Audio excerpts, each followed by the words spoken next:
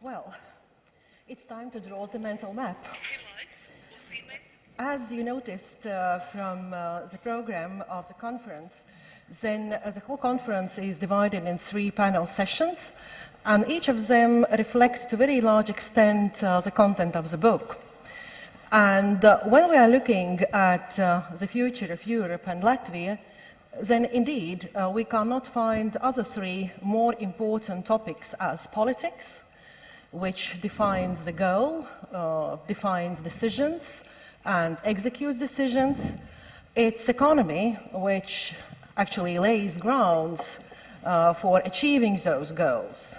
And then there is culture and civil society, somebody who has to be part of decision-making process and also to be part of implementation process. Recently, my grandchildren asked me a question, "Grandma, which is the most important element? Latvian flag, Latvian anthem, or Latvian symbol?" And I was puzzled, which is the most important one, but then we arrived at the conclusion that people are the most important ones. I don't know whether they will get good grade in the end in the school, because probably teacher didn't expect such a response, but this conference is very much about people. The first panel is politics. And when organizers of the conference were searching for keywords of politics, then we all agreed that it's democracy. One of the biggest achievements of Europe is democracy. The fact that we are living in peace, we are living in prosperity, we are living in a very stable economic, political, and also societal situation. It's the result of democratic developments in the last 100 years. But at the same time, democracy was constantly challenged. And that's what our former President Vaira Freiberg also reminded, that those 100 years have been filled with a lot of difficulties, with a lot of challenges. Authoritarian regimes, totalitarian regimes, populism, undermining everything what people have created and consider as values. So therefore, today, during 1 hour and a half, we are going to debate democracy, and we are trying to set a mental map, at least, to draw a line for a mental map of democracy in the future. And I will introduce you, distinguished participants, with our speakers.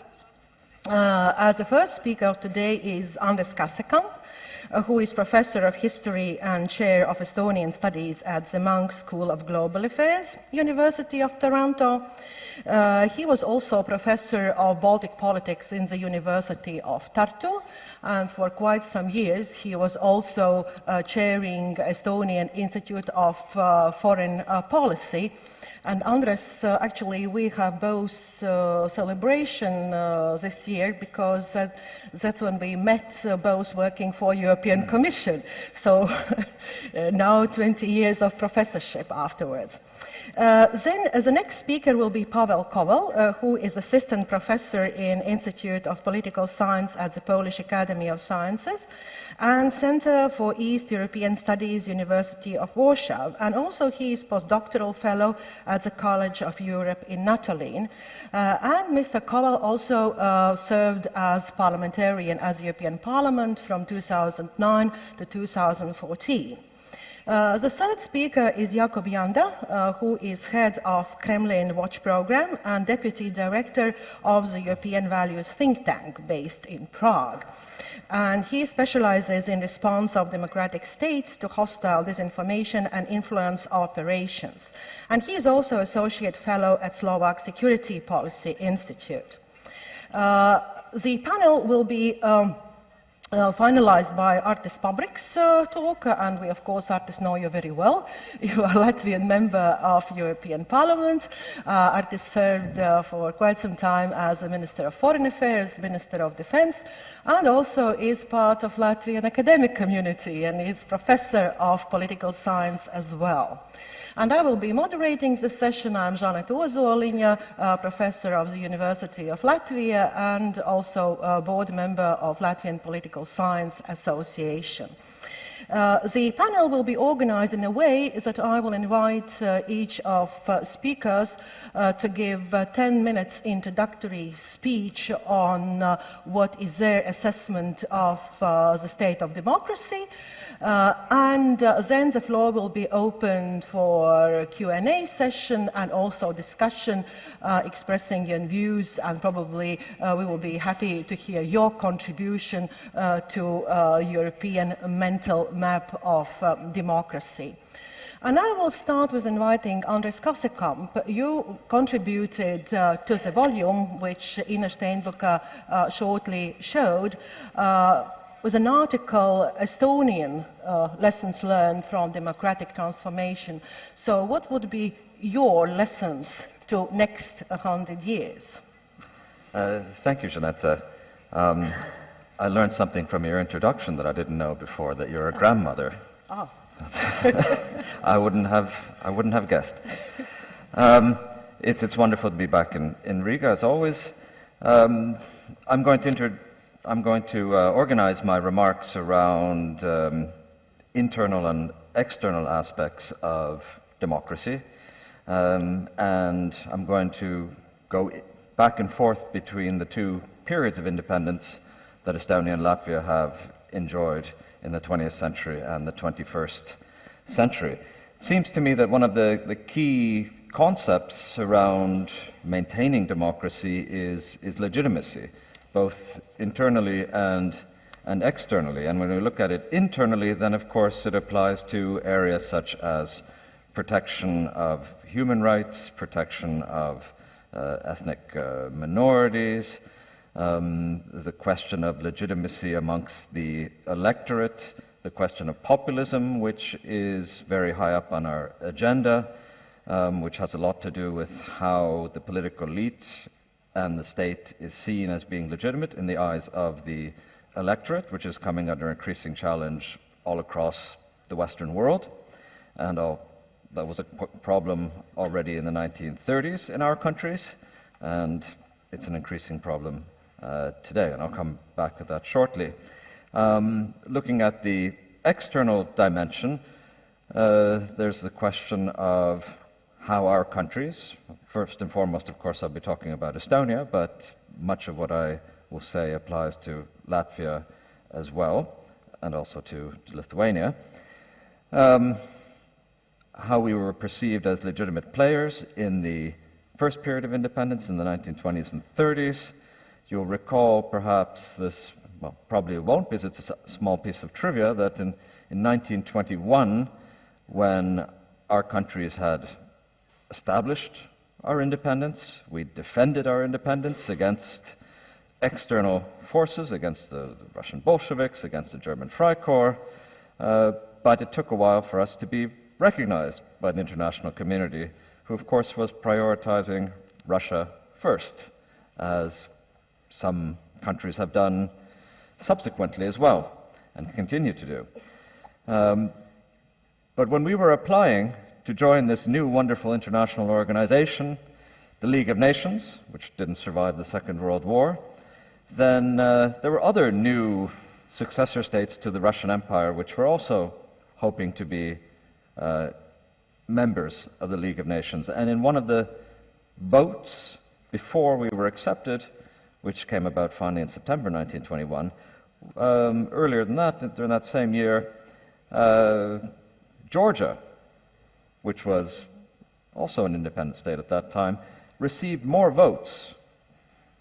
Latvia and Estonia weren't successful in their first attempt to get into the League of Nations, but Georgia received, I don't remember the exact number, but Georgia received something like 13 votes, and Estonia and Latvia only about 5 votes, and had to go again to this committee before finally accepting it. And this was only months before the independent statehood of Georgia was eradicated by the Red Army. But it puts into perspective how the international community viewed the sustainability, the viability of statehood here on the eastern shores of the Baltic Sea. So it's something that we've had to work hard for, and we've had to prove over and over again, and it goes back to this democratic legitimacy that for our own benefit and for the external world, it's very important to show that we respect and protect the rights of minorities, that we have widespread democratic legitimacy. And in the first period of independence, the question of minorities, of course, was that of, first and foremost, not the Russian minority, which was the largest one, but instead the privileged class, which had been the Baltic Germans, which were a small portion of our societies, but remained the wealthiest, best educated, cultural, economic elite. But they were dispossessed by the land reform, and all throughout the 1920s, the Baltic states, Estonia and Latvia, faced the same sort of international pressure that they faced in the 1990s and the 2000s, about actually an international media campaign that was organized against our countries, which were seen as being semi-Bolshevik because they did not respect private property, because they had confiscated, expropriated the land from the Baltic Germans. But the Estonian and Latvian states were able to show that this was an issue of historical social justice, because the land was, as you all know, redistributed to the landless peasantry, establishing then perhaps the most egalitarian societies, Estonia and Latvia, in all of Europe at the time, which also gave great legitimacy to the state. It created loyalty of the citizens to the state, because as you'll recall, Bolshevism was quite popular in our societies 100 years ago, but when people became stakeholders in society through ownership of the land and family farms, that eliminated the threat from the outside, bolstered our security, and strengthened the legitimacy of the state. And also eliminated, for a while, the threat of populism, which arose again in the 1930s, more so in Estonia than Latvia, but in both cases it ended, sadly, with democracy being toppled by authoritarian ambitions. Pats in Estonia, Ulmanis in Latvia.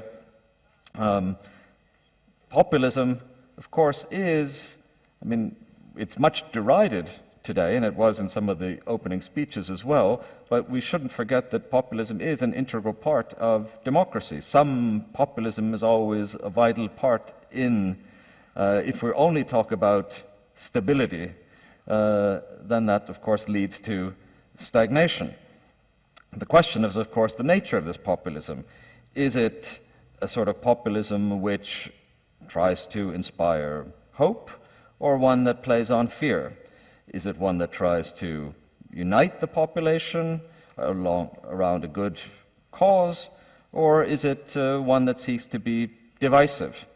And unfortunately, of course, the one we're seeing at present in most of Western society, including now in Estonia, where for the first time in Parliament we also have a populist radical right-wing party, which, by the name of EKRE, the Estonian Conservative People's Party, which is on the rise and which, in next year's elections, I predict will probably be the third party in Parliament and might even be ready to join the coalition.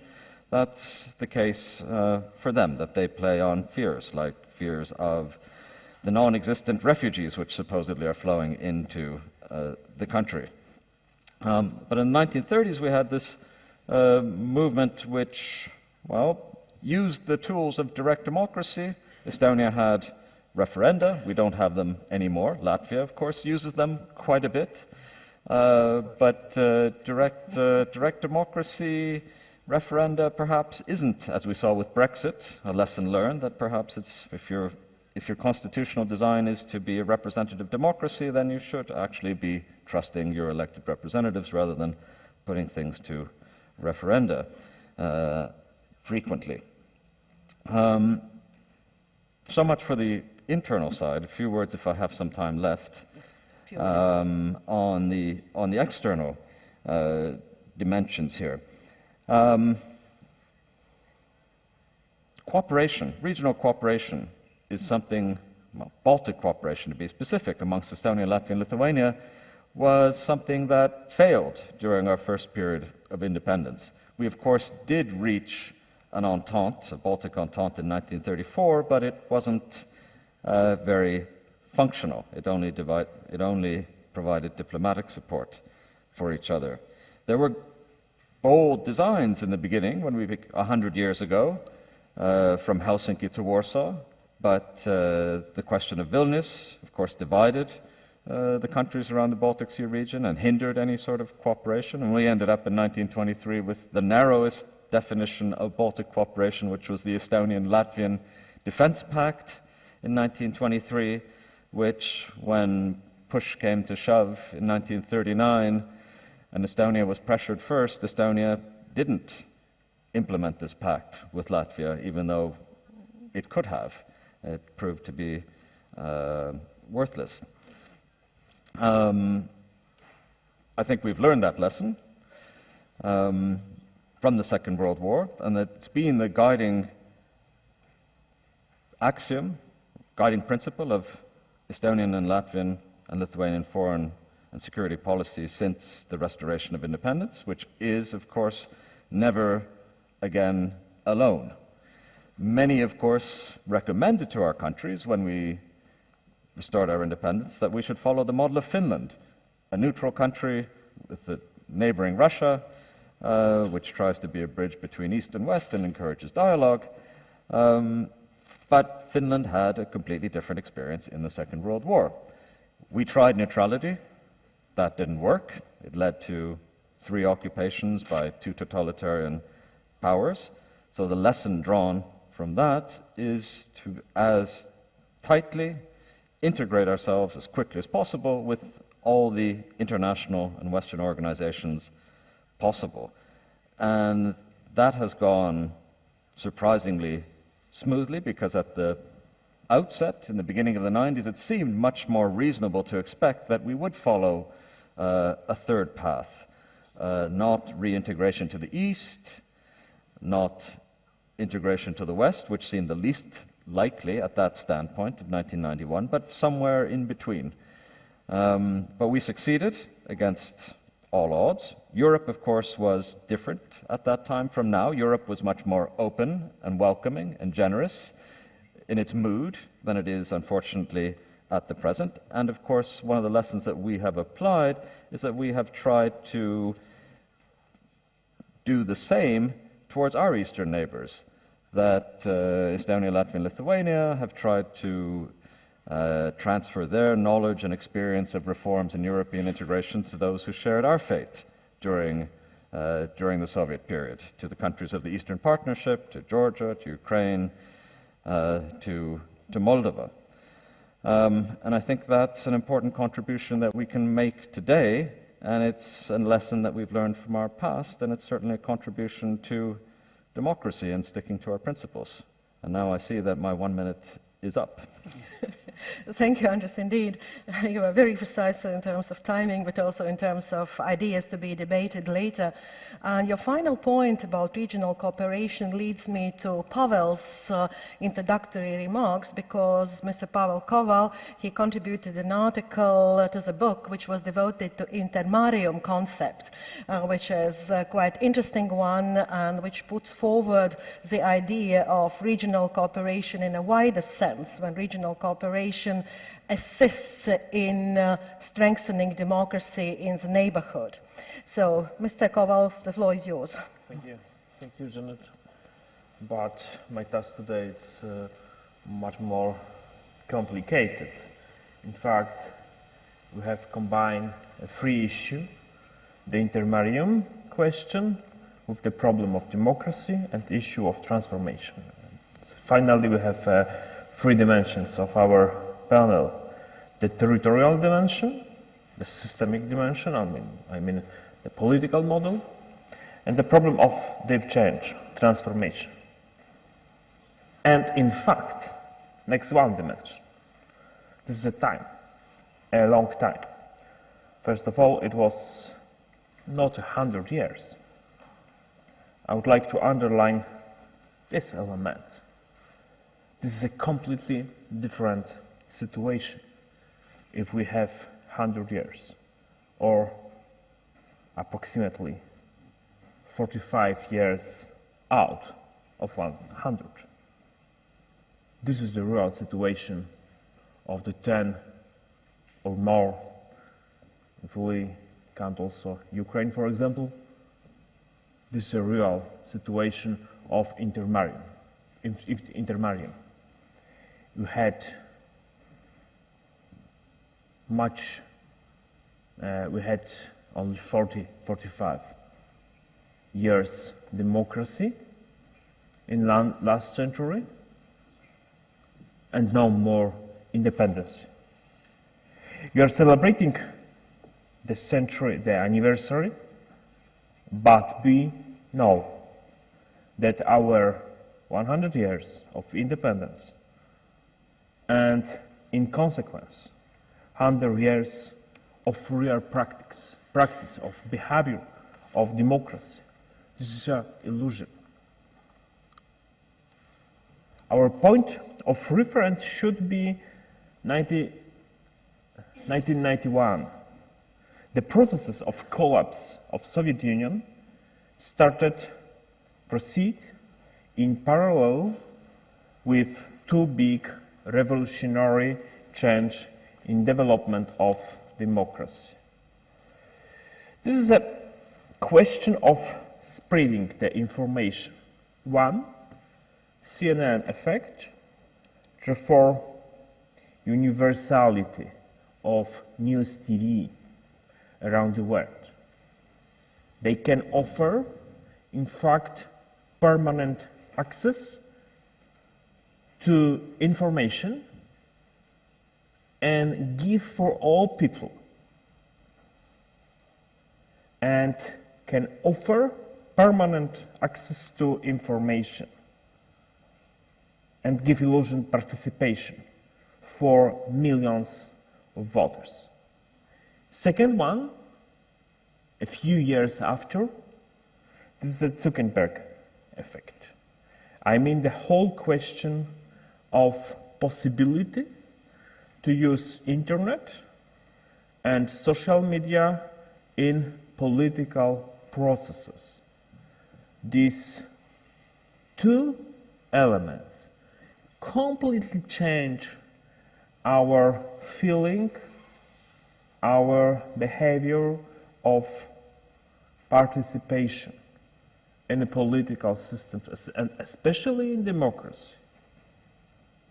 General effect, the modern democracy today, it's much closer to the model of ancient direct democracy. Thanks to Zuckerberg, we are going back to the agora in Greek polis. This is a new reality. Last 100 years,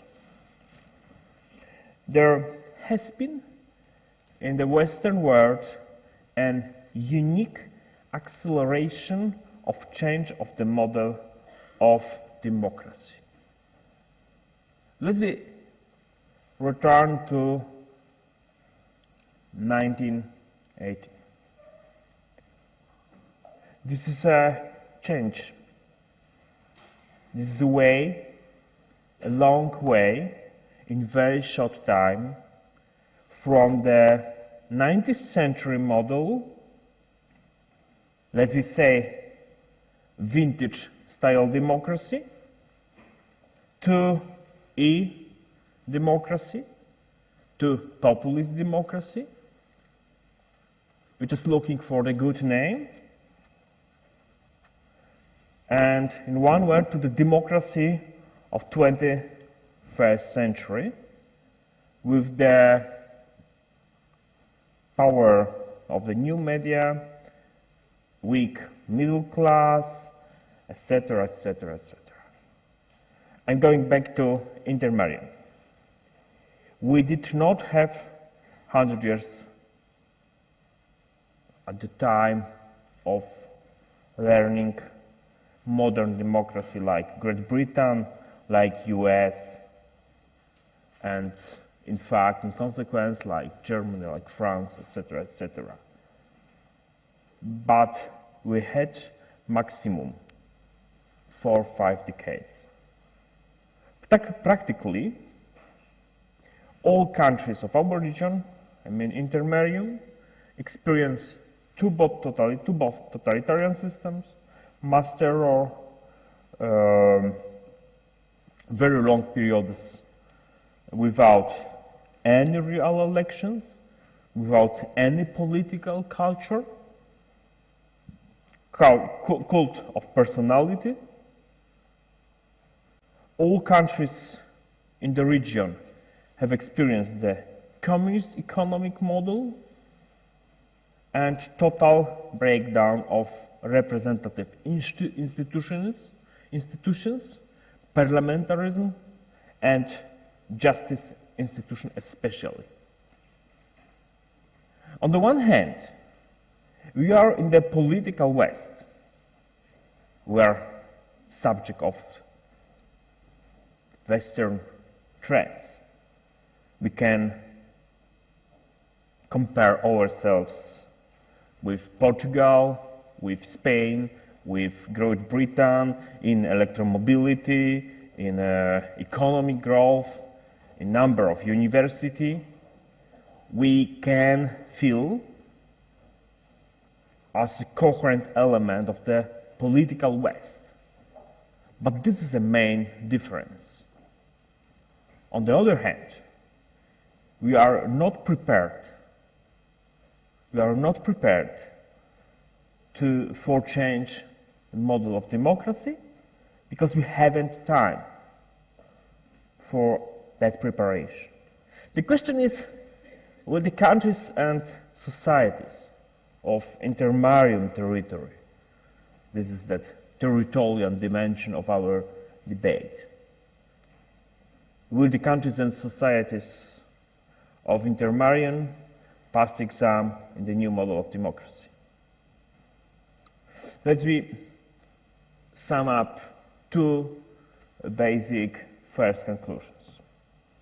First one, our experience with modern democracy, it's much short and shallower than 100 years, just like our experience with independence and sovereignty. Second one,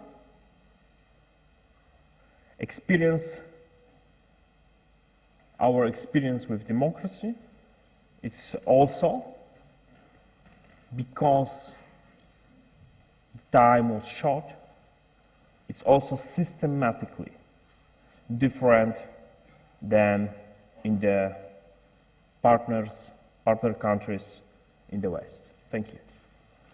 Thank you, Paweł.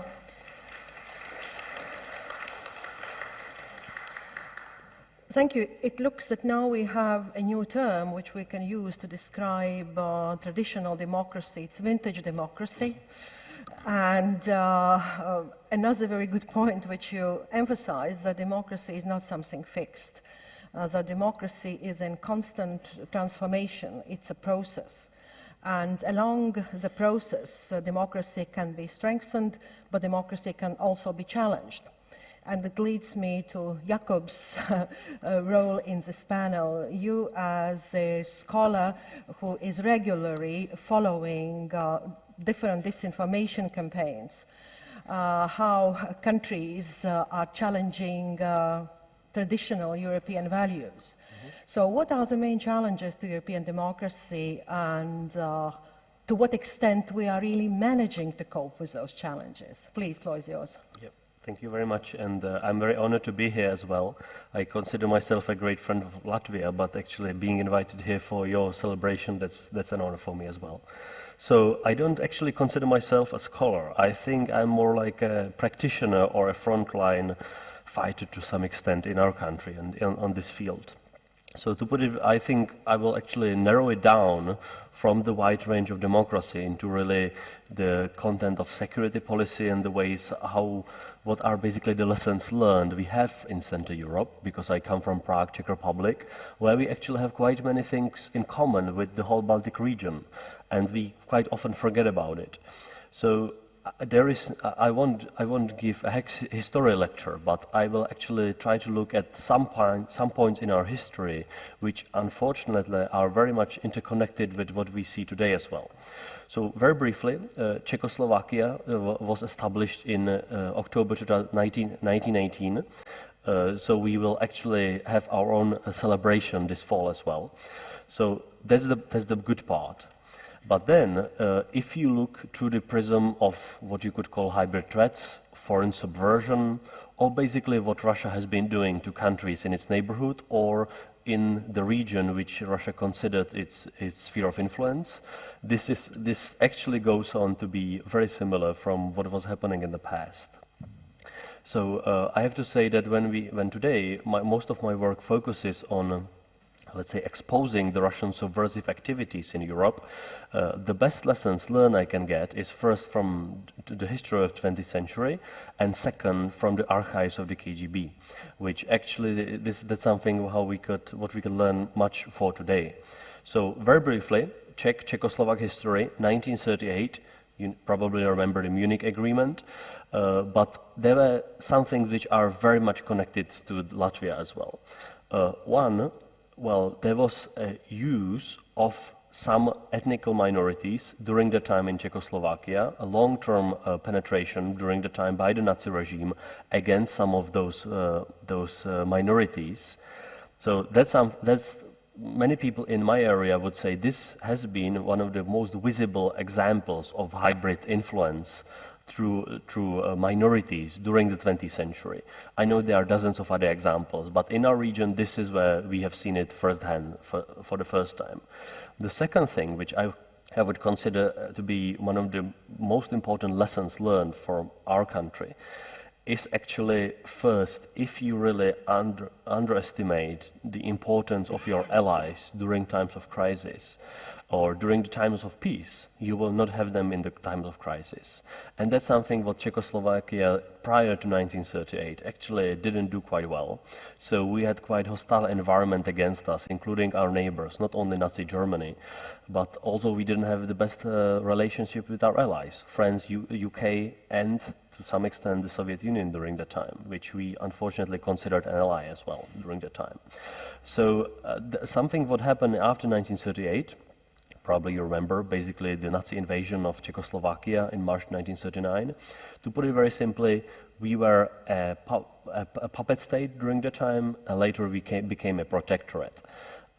And that's the first lesson learned. I mean, if you don't have enough good allies who will stand up for you during the times of crisis, you will actually be doomed. And we have seen it our first hand. I mean, I know you did as well, but for us, in the Czechoslovak history, that's something what was one of the first moments. Later on, after World War II, well, the first belief was, okay, so after we disagreed, or after there was disappointment from Czechoslovakia towards its Western allies, France and the UK, in 1938 and later, well, our leadership in Czechoslovakia during World War II more or less turned to the Soviet Union, thinking, well, the West has betrayed us, so this time let's look to Moscow for allies. We all know what a mistake it was.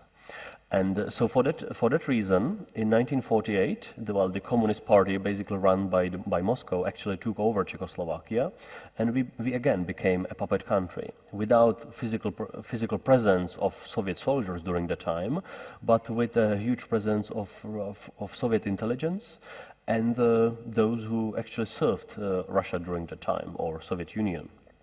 So this is something what, for example, if you look to the Swedish military and security thinking, they actually would tell you in 1948, our country actually looked to Czechoslovakia, and we saw how the communists, with the help of the Soviet Union, took over Czechoslovakia, and it was like a wake-up call for us in Sweden.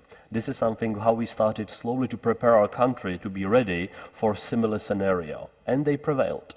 Because they saw the others fail, like Czechoslovakia, and they got ready for other reasons as well, but also because they got ready. And then later on, 1968, probably you remember the horrific stories of August 1968. Well, Czechoslovakia was basically occupied by the Soviet Union and its allies. So we physically became an occupied country. We cannot compare the horrors of which happened in your region compared to what happened in Czechoslovakia. It was more mild, let's say, in my region, but still there was no freedom. And yes, there were not so many victims in Central Europe, but there was no freedom. And the country actually had quite a lot of mindset shift, including my parents and grandparents, who actually most of their lives didn't live in a free regime. So to put it very simply, those are the let's say milestones in the history of my country, which actually bring us to today, where we could see not only how important freedom of the country and the independence of the regime is, but also how can we underestimate the level of the threat of foreign subversion, and in this case it's again coming from the East, coming from Russia or previously the Soviet Union, into how we need to be stable and how we could actually defend ourselves. And in this field I don't mean only militarily, which is obviously the first component, but not the only one. And this actually leads me to today, where I believe that we are so glad to be part of NATO and the EU, but it's important to see that it's not enough just to be part of it, and it's also very important to actually contribute and be felt as an ally and somebody who brings something to the table. Somebody who is not just asking to get something in financial and other terms, but somebody who actually comes to the allies and brings something to the table. And here I would say that, generally speaking, for Central and Eastern European countries, and I'm actually putting it very generally, but I think this is the case, we actually are not very good in going to Western Europe and actually showing, well, this is something that we bring to the table. Not only that we are the younger brothers who need to be supported, and I'm very glad for the Western support, or Western European support for Central Eastern Europe, but I think in a way this is our turn as well. And I would finish up my talk basically saying, to put it very simply, I think the Battle of Berlin is actually going on, and we should be part of it. And I mean in political terms. So to put it very simply, if we speak about Russia and Russian subversion, Russian aggression in the East and in our countries as well, the big question is, what will happen in Berlin in years to come? How will the German political elite look into this issue, and to which side or which volume of the resistance against this threat it will go on?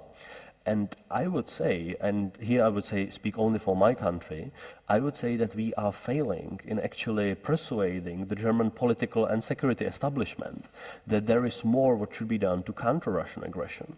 Not only in military terms, but again, if I look outside of the military terms, which I think at least there is some level of deterrence at the military side, on the non-military side, our deterrence in Europe against Russian subversion is actually very limited.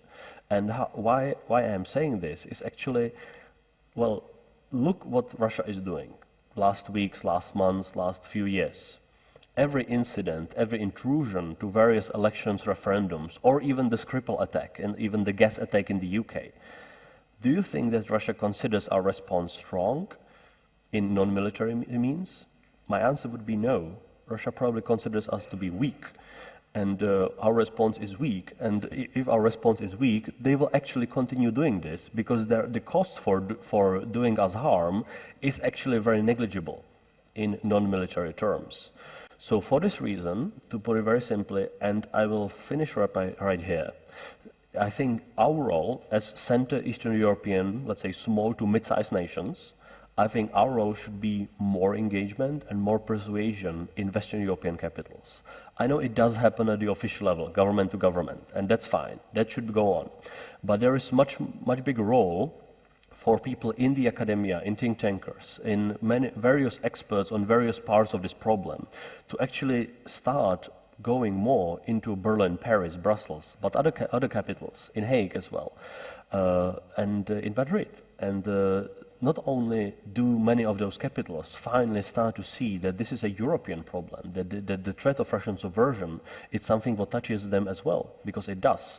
And sometimes they just need a wake-up call or wake-up moment, like the Lissa case in Germany, like the Catalonia crisis and Russian involvement in it, or many other issues. But then it should be us coming in those capitals and actually bringing up the lessons learned, something what we have learned from decades of facing off Russian subversion and aggression, because there is nobody else doing it. And I will finish up right here, but I think this is something what, at least in my field, in the field of security policy and more narrowly in the field of facing off Russian subversion, this is where we should do more. And I know, I mean, let me be, let's say, more politically incorrect. Many of our Central Europeans would say, well, our Baltic friends, they are pretty much introverts, right?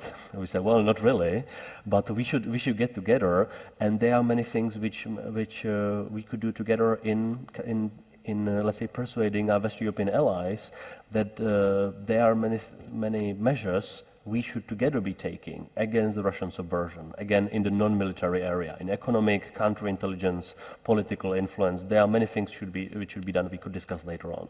I'll finish up right here. Thank you, Jakub. You again pointed at another aspects of democracy, but putting together all three speakers, you were presenting a more, let's say, analytical part of it. These were ideas, lessons learned, which you put on the table for other countries and Europe at large. But Artis, you are coming from political realm, so you are the one who is translating ideas into policies. So from your perspective, so where do we stand today and what will be the future of democracy? Well, you put it very nicely, translating ideas into policies. So I guess in our days we are a little bit missing job for translators. But if I have to start with something in this conference after, I think, quite excellent keynote speeches, particularly I was impressed by our former president and of course, relying also on my colleagues in this panel. I probably would like to start with the very title of this conference, which is about 100 years. And why do we think about 100 years for these nations like Latvia or Baltic states or the 10 nations which are here? Because there is one thing which is different from maybe many other European well-established nations, if I may say so, and that is that we are aware of our existence. We are aware that there are these 100 years, while for maybe other older established former empires, for instance, they even maybe sometimes do not know when they have been first established. So that also makes us a little bit similar to maybe some other countries in the world. Sometimes I mention the example of Israel, because for us it is always important to remember that we are seeing around us still an existential threat, which those well-established countries are not seeing. Now, the second point is, which is basically my assumption, but it's also based on our previous bitter history in the previous 100 years, is that I don't think that such countries as the Baltic states can endure long enough with their existence if they are not democratic. And I will put more. I don't want to speak here about democratic states. I would like to speak here about liberal democracy, which is, in my view, a fundamental part of identity of European continent. And this is maybe what passed some of our listeners in some weeks ago when President Macron of France was speaking in European Parliament. But he actually mentioned this idea that liberal democracy is not anymore something which is a political principle about what we establish and we execute in parliament or in the government, but liberal democracy with all the values which we can put under it. It is a part of European identity. And if we are seeing it like this, then it is already something more what we are discussing, because those challenges which are coming today on our European societies are so deep that they are touching our identity. They are not touching any more surface, they are touching where we are coming from. And this is where people see and feel their fear, And again, as our former president Vaira Vīķe-Freiberga told, if people are fearing something, either it is on individual basis or it is on collective basis, then unfortunately, and we noticed this after Hitler came to power in Germany, or even after we were under the Soviet occupation or Nazi occupation, quite intelligent personalities very easily can turn something very close to animals. They can betray, or they can give information and become informators on their neighbors. They can cause pain, or in the better case, they simply can be a sleepwalkers or somebody who simply doesn't notice what is happening around. The trouble, what is happening, we do not notice. Liberal democracy in Europe at this moment is experiencing actually the challenge of legitimacy, and this is what Andreas actually told. And legitimacy is challenged of liberal democracy because it doesn't seem efficient enough. It doesn't seem actually practical in economy enough. And sometimes people who follow maybe more populistic suggestions are seeing those solutions very easily in maybe more authoritarian political solutions, or sometimes even more democratic political solutions. And here maybe I will risk to be on the minority side. But I would say that those who are preaching for much more deeper democracy, going back to the roots, and as our colleague mentioned, that we are now, thanks to the modern technologies, much closer to ancient Greek model and direct democracy, much closer to this than ever before. I actually see this as a danger, especially as a danger in representative liberal democracies. Because direct democracy requires a very, very high level of understanding and involvement and political thinking. And I don't think that those people which are daily sitting, you know, in their Facebooks, Twitters, and not even able to see when cherries are blossoming in spring because they are in their mobile phones, I don't think that they are better subjects or objects of democracy than ancient Greeks. And there are many other differences where I don't want to go inside if I compare the democracy in ancient Greece and today. But too much democracy, it also, or too much misunderstood democracy can be actually challenge for our liberal democratic system. And I'm not the only one who is telling or preaching about this. Just 2 weeks ago, there have been a quite excellent article, also an interview in German press by Yale professor Shapiro, who actually told that some institutions, like for instance SPD, before going into the government or not going into the government in Germany, they were making this internal referendum, and he considered this as too much democracy internally, which is actually obstructive and not leading to the good solutions. And now we see from latest articles, once we look to the President Macron, and I must say I'm lately quite a big fan on President Macron. Despite that I'm coming from Northern Europe and I have a certain reservations to some French or Southern European politics, but I would say that, sorry to say, he's the only leader with ambition which exists today in Europe. And we don't need to agree with all of his ideas, but we have to consider this extremely seriously. And some people are arguing that he's not democratic enough because, look, he is using his executive powers to make actually our France, our European Union more efficient.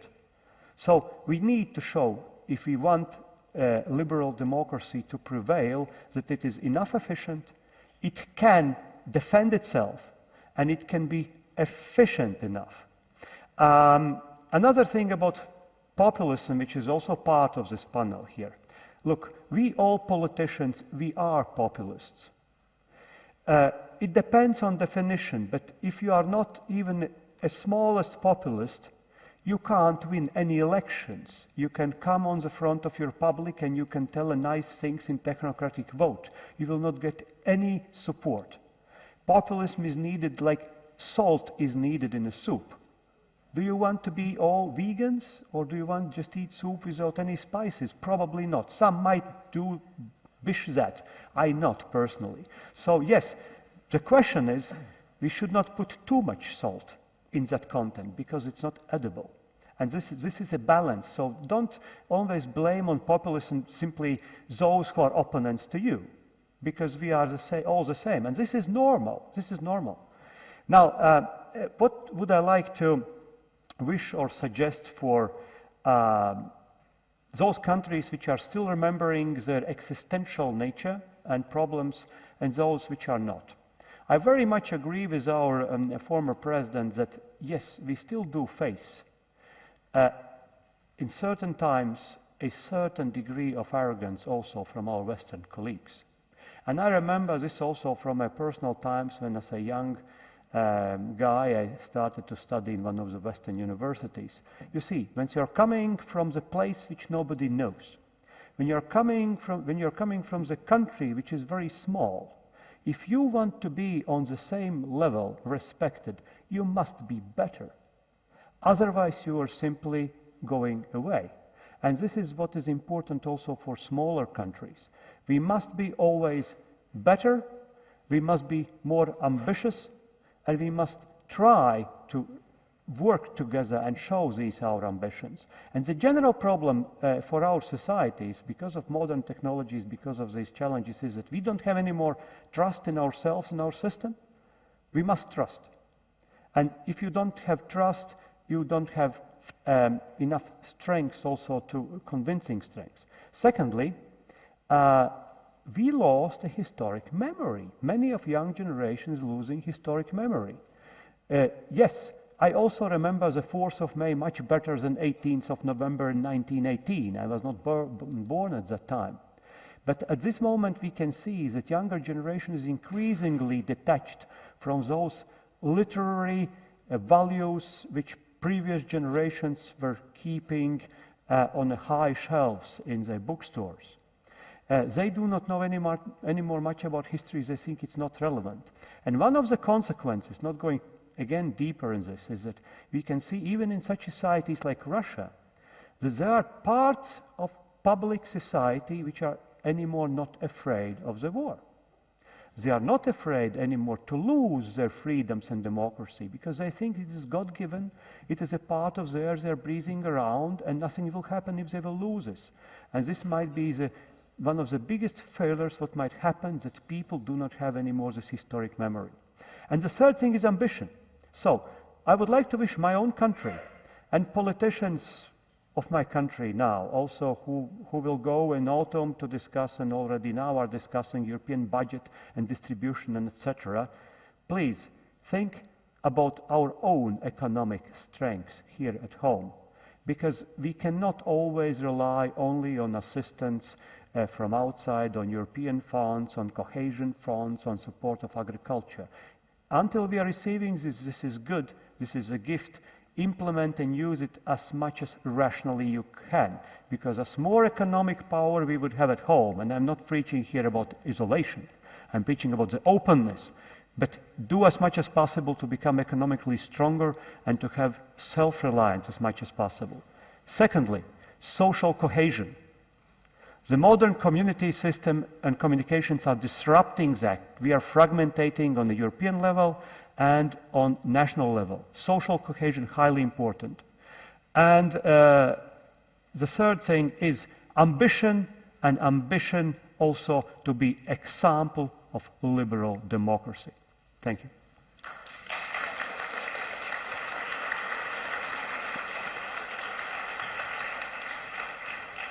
Thank you, Artis. Indeed, one more question to be answered, not today, but I think in years to come.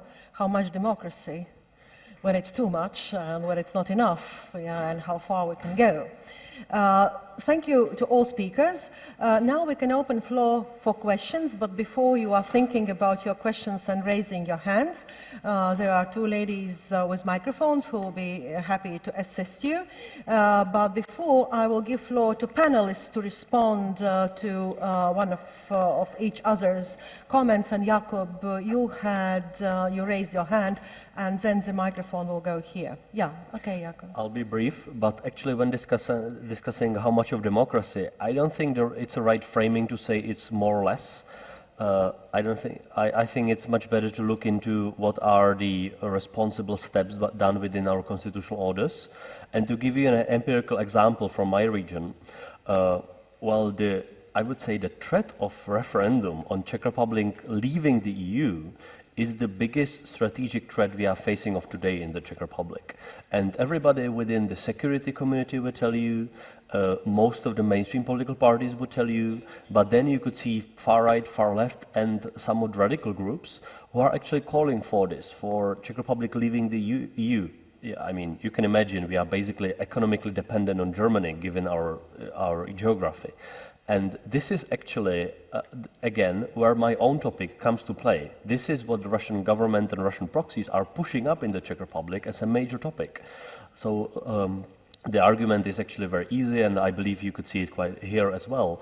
Well, if you leave the European Union, this is the only way how you can save yourself from migration coming from Muslim majority countries. This is the main argument which is being used in the Czech Republic by Russian proxies who are at the same time our own far right or far left political leaders. So that's up to just for the debate on the instruments of democracy, that they should be used carefully.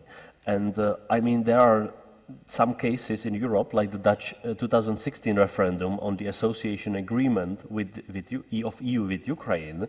This is clearly where you could see how this instrument could be misused, and now the Dutch political establishment seems to understand it, and they are moving into the direction of not using it again. So I'm not saying referendum is bad per se, but it's important to see how it could be used as a tool of strategic blackmail from the outside, at least in our case. Thank you. Gentlemen, would you like to comment? Paweł? Maybe one sentence. I also like liberal democracy, but I think this is a winter style of democracy. This is a discussion in the category that will not change in future in liberal model of democracy. This is discussion of aristocrats in Vienna before the First World War. We should understand that the model of democracy will change, because society will change. And we can observe today, for example, completely different party system in France. We can observe completely different model of voting in many countries in Europe. Weakness of middle class, growing growth of big international organization, social media, unique possibilities of mobilization of people through the social media, weakness of parliamentary systems in many countries. And I think that the main question for us is to foresee the reaction of societies in our part of Europe in context of our unique experience. I mean, authoritarianism, totalitarianism, etc., etc.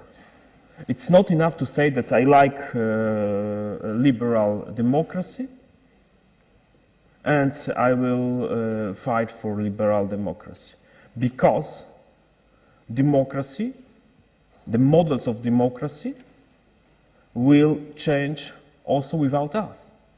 Of course, I agree, it's a really danger. I agree that it's a really danger to return to agora in Greek polis, but this is a reality. Okay, thank you. Now we could take some questions. So here is one, and then please. Can I? Okay, sorry, just very quick comments. Well, I guess I have to say a few words on behalf of liberal democracy, and very clearly. Well, first of all, of course, we can always discuss only once we are clearly understanding what we mean with definitions. But in my understanding, democracy without its liberal part is simply 1 centimeter away from authoritarian rule, from the rule of crowd and from the tyranny of majority. I can't imagine how else I can describe democracy without its liberal component, which gives the freedom, independence, and possibility for individual. And that is a problem which is challenged, including by migration, actually, because people feel that their identity of this liberal democracy is challenged. That's it. Okay, thank you, Artis. So I saw 3 hands here. Oh, even more. So we could take one. Then from this side, I always respect geographic balance. So, and the second will be here. We could take 2 questions in rows, and you answer, and then we can take the next few questions. Yeah, please. Hello, I'm Otto Tabons from the Baltic Security Strategy Project, and my question is, which EU response mechanisms should the Baltic states and the Visegrad states lobby for to best serve their effort against the threats to democracy? Thank you. Thank you. And it will go to Jakub. So please identify to which panelists you address the question, because otherwise all 4 will respond. We will not end the panel till the late evening. Yeah? So most probably you, Otto, wanted to ask Jakub. Yeah? Okay, and then one question here. Yeah, please. Oh, you have microphone. Firstly, I want to say that for me it's a great honor to be here today, and I want to thank all the speakers for the informative speeches. And for me, as for Ukrainian, it's very important to hear that not enough steps are taken nowadays into Russian aggression in comparison to Czechoslovakia case in 1939. And from the one hand, it's a normal attitude when people don't do enough when it's calm for them, but from another hand, the Russian aggression can move forward and lead to no turning result. And I have a question to Mr. Jakub, how to push people, European people, to start acting more when it's not too late. Thank you. Okay, thank you, Jakub. Both questions to you. So it'll be only me speaking now. Okay, yeah, okay. But I'll try to be brief. Time, so. I'll try to just do headlines. So one thing, and I think we are losing this case. I think Central Eastern Europeans should have been much more aggressive and actually better in lobbying against Nord Stream 2. I believe it's a tool of strategic blackmail for Russia, and I think it's basically a political and intelligence disaster that it will probably go through. So that's the step 1, but still there are ways what should be done, and I think that's step number 1. We could discuss it if you want more in detail. Second thing, what could we, at least in Central Europe, learn from you from the Baltic region, and just to be very practical, like you have adopted the Magnitsky Act. That's something what Central European countries need as well. I seriously doubt that it will go through in Germany or in Austria, for example, or in Hungary, but in some Central European countries, this is something what could be done as well. And it irritates the Kremlin quite well. And more importantly, it irritates the oligarchs and the criminals who are connected to the Kremlin, which is the direct target group for us, let's say. The next thing what we should be focusing on is actually direct economic sanctions against individuals to put them on the EU sanction list. And there are so many examples. Just one of those, Mr. Vladimir Yakunin, former head of Russian Railways, he actually became the handler of the Czech president who works on behalf of the Russian Federation now. And now this Mr. Yakunin lives in Berlin, and he works in Berlin and Paris. He is on a US sanction list. He's not on the European one. There are dozens of other low-level individuals who are in the similar category. So I think what specific thing we need to focus on is actually those individuals should not go to the West. Their kids shouldn't be here. If they really want to try to destroy our democracies and keep killing Ukrainians on Ukrainian soil, well, I think the easiest part for us and the cheapest part actually for us is actually to ban them, to put them on various sanction lists. And the last point, and I will finish up right here, I think the next thing we should already have done is actually the expulsions of diplomats and intelligence officers from Russia is actually very weak in continental Europe. Like, look at after the Skripal case, who expelled how many Russian intelligence officers? US did 60. UK did 23. Most of European continental countries did 0 to 4 individuals. Most of countries in continental Europe have a problem with Russian embassies and residenturas, Russian intelligence local headquarters. So, for example, in the Czech case, we have 140 Russians accredited in the Czech Republic and only 60 Czechs accredited in Russia. I believe Finland has something like 60 to 30. I believe your case is similar, but in smaller numbers. And what Putin said after he expelled some of the Americans, he said, I want diplomatic parity. So the same number of diplomats in my country who I have in yours as well. And that's something what we should do as well. Well, the obstacle usually is you are quite a small country, Czech Republic or Latvia. So you would say, I don't want to feel the whole pressure of Russia coming on my back. So what we should do, and it has already been done in, for example, in Belgium to some extent, if collectively we get together a group of countries, so the Baltic countries, some Central European countries, some from the West as well, we could get together Asian countries and say collectively, well, now we are sending your people home and we want parity. If you disagree, okay, you will have 0 diplomats in our countries, and yes, we will have 0 diplomats in your country, but then we will start all over again from 0 to 1, 1, 1, 1, 2, and we'll get to diplomatic parity. It is painful, it is politically hard, I don't expect it to happen tomorrow, but this is something what could be done. And the expense of this would be, yes, we would have less intelligence from Russia, but we actually still have it from the Americans and the Brits, as usually we do. The second argument against this would be, well, we will have less trade with Russia. Okay, is it worth it? That's the political question. I think it is, but it's a really political decision here. Mm-hmm. Okay, thank you. So, the next round of questions, I saw several hands. Here is one, and the second over there. Let's take now central part of the hall. Yeah, here and there. Thank you so much, and thank you for your speeches. And so I would have 2 questions. One... I'm sorry, introduce with yourself. Oh, of course, yes. My name is Victoria Molnar, and I'm also a student from Ukraine, currently here on exchange in Riga, studying European studies. And so my first question would be directly to Mr. Kasekamp, concerning legitimacy, and the second one would be a general one concerning the convergence of the states on the EU and on external convergence between the states. So my first question would be to Mr. Kasekamp. And so Richard Haas, in his recent book, In World in Disorder, wrote that, concluded that actually legitimacy of the states has to be reconfigured in order to tackle those modern questions as, for instance, transnational issues or separatist activities in different states. So, and what do you think, how this legitimacy of the state in European Union, for instance, has to be reconfigured in order to those problems to be answered, and also which problems have to be answered on the first beforehand, primarily. And my second question would be the general one, because from what I saw from all of these speeches are actually the ideas of convergence, because, you know, problems unite countries, such as separatism or populism. Ideas also unite countries, such as democracy, as you said, and also the need to answer the questions of aggressive states. So, and my question would be,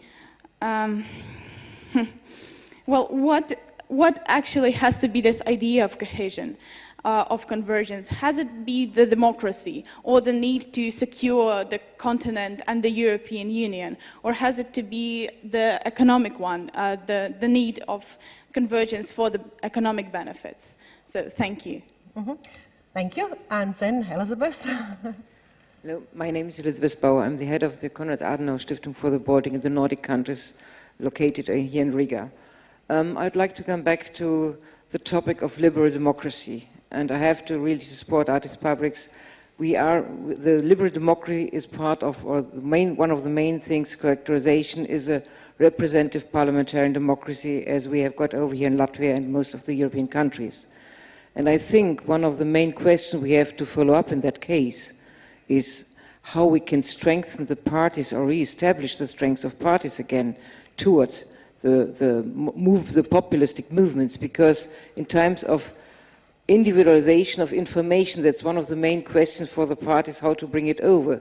And the parliamentary democracy means that the politicians are the representative of the people. So we have got already the representative of the people in that part of governance.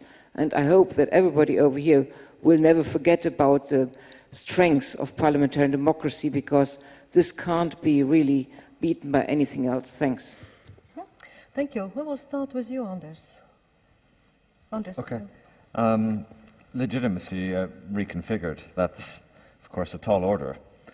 I think, well, if we want to reconfigure something, we have to have in mind what better we could replace it with. I think the whole question of legitimacy comes up from the populist moment that we're all experiencing at the moment. Brexit, Trump, the populist radical right in Europe, and it's a question of the political establishment and, like Elizabeth just said, the mainstream political parties, which have been on a decline already for decades in terms of their support and membership, of how to become more relevant in this sort of age of social media.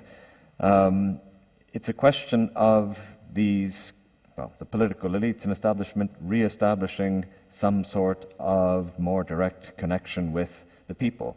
The problem is, however, look at what the European Union got itself into. It was the European Union has talked about a democratic deficit for decades. What happened when the European Union started to address the democratic deficit?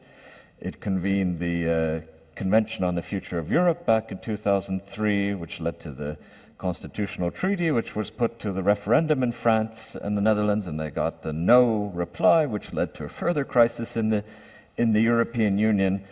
So it's a never-ending quest to find this legitimacy, but oddly, when you go towards direct democracy, as we spoke about at the panel here, and as Brexit shows us, you can end up with results which are not what you intend, or which, of course, make the predicament much more complicated than ever before. We can see, for instance, what's happening in Italy. The last election in Italy had the Cinque Stelle, the Five-Star Movement, which is also about direct democracy and online democracy, now forming a government in Italy. That seems to be a very impossible task to imagine for them on the basis of this. So reconfiguration is something, well, it seems to be, well, I don't really have a good answer for that.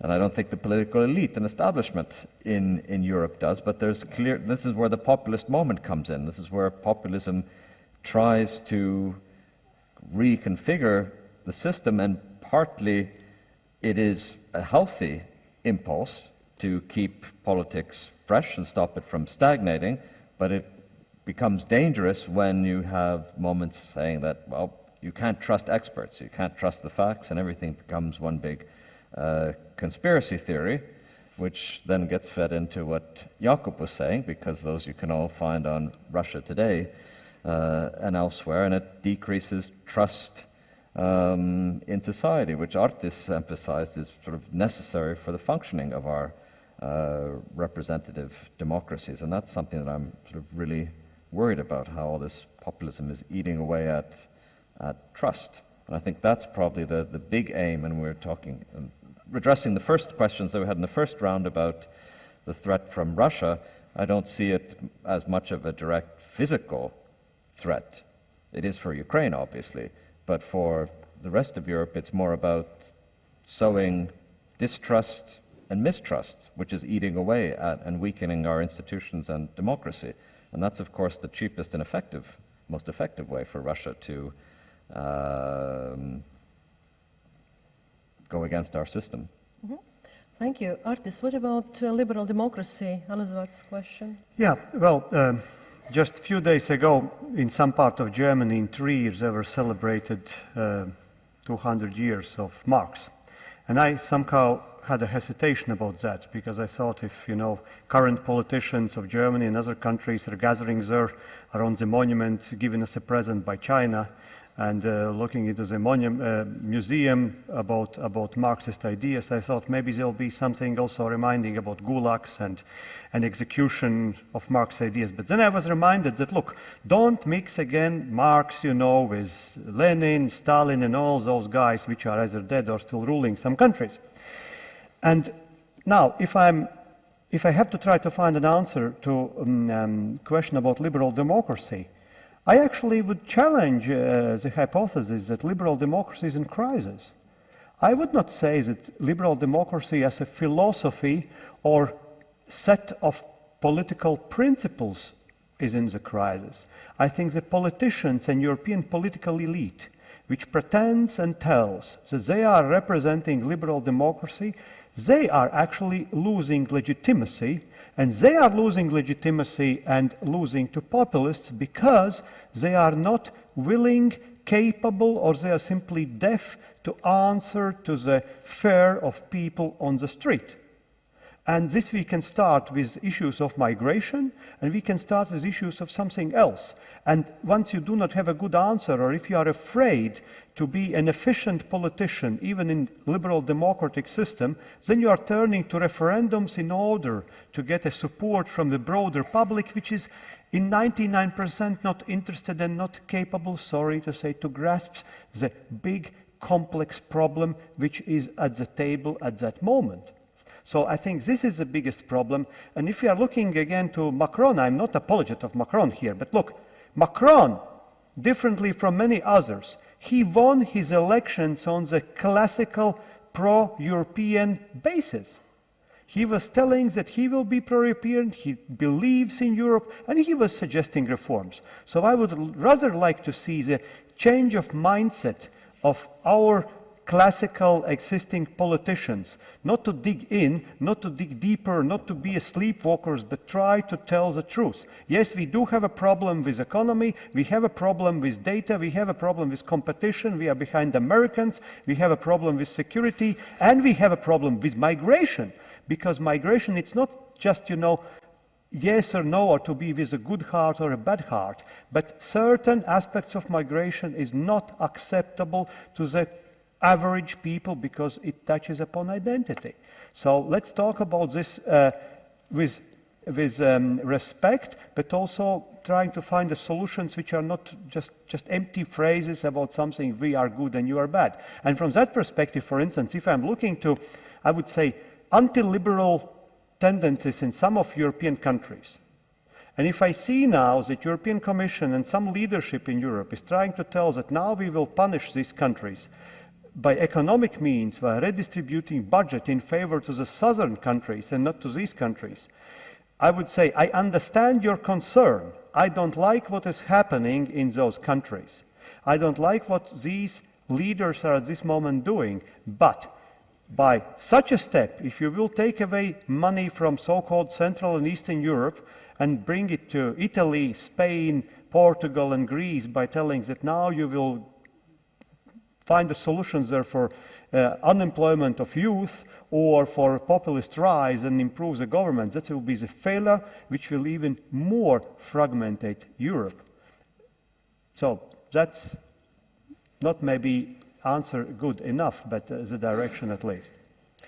Thank you. Jakub? Okay, I didn't want to stop your applause, sorry. No. Sorry. Just very two brief points. Okay. Konrad Adenauer Stiftung, I think this is one of the good examples of what should be happening. And I'm very glad for what German political foundations in general are trying to do, not only internally in Germany on political and civic education, but also outside of Germany. And you can make your pick which party you like the most and work with them on their ideological background. This is something what our countries should have as well. I know it's a matter of budget, but there are ways what should be happening internally as well. For example, Czech Republic actually decided to launch a similar initiative, even though very limited compared to the German one. So we have political foundations basically connected to political parties. They have they get 10% of what the main party gets according to election results, and their role is actually doing civic and political education with with their zone of influence. This is something what actually does help, or can help at least to some limited extent. And the last point, actually, to Macron and the debate on migration, liberal, conservative, well, there are two ways how you can tackle the issue. One, you can live within the liberal democratic framework and actually be very tough, very conservative in your policies. That's what Macron is on migration. If you zoom in into the detail, well, the words are nice, but if you look what he is doing on migration, that's actually very tough. And then the other model is actually to say, well, liberal democracy is over, and now let's do something else. That's what happens in Hungary these days, and that's basically only a way how to start setting up authoritarian mechanisms under the perception of the outside threat. We can discuss how the big threat it is, I mean, related to migration and terrorism, but the process is actually different. I am obviously more in favor of the first tendency, living within the liberal democracy area and potentially being tough on specific policy measures. That's a way how to save the system, let's say, of liberal democracy. Because if you skip it or if you go around it, I mean, in most of the examples which we know from the whole of Europe, actually, if you skip the liberal democratic model and you go somewhere else, it doesn't end up well, or I have never seen it end up well, at least. Obviously, I'm young, so you could say, well, maybe in the future will be better, but I don't think so, honestly. Thank you. Paweł. Yes. Thanks. I'm not sure that liberal democracy is over. For example, Germany is a good example when the liberal democracy is in fact in good shape. But for me, much more problematic is an example of France and especially Italy. We can observe a real breakdown of the traditional political systems with parties, and the question is, for example, in that context, a general question, there is possible liberal democracy without the political parties, for example? This is a very serious question. But the trend, it's very general over the whole West. This is true. And the reaction will depend on the local conditions, experience, tradition, institutions, etc., etc. This is my headache about the Central Europe. Of course, it could be only a moment in history, but also it could be movement, not moment, long-term movement around the West world. And we, of course, can react. This is true. We can, for example, teach history. I think that we need in school more real history about totalitarianism, about the realistic roots of European Union. We should discuss with young generation about the real roots of European construction. We, of course, can support the middle class. We should teach critical thinking.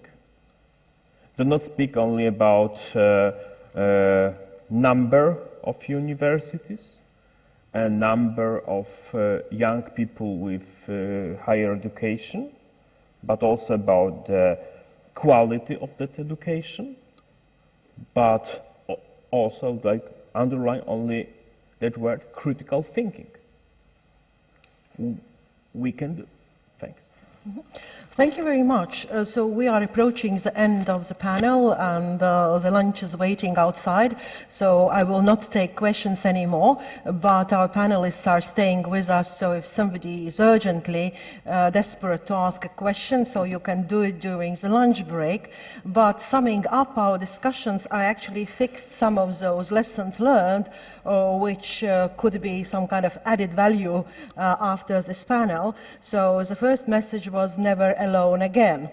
The second one, was take challenges seriously. They will not disappear, so you have to tackle with them. The third one was democracy is not a given entity. A democracy has to be protected. The next one is that political landscape is constantly transforming, and if those new components are not taken into account, again, democracy can be endangered.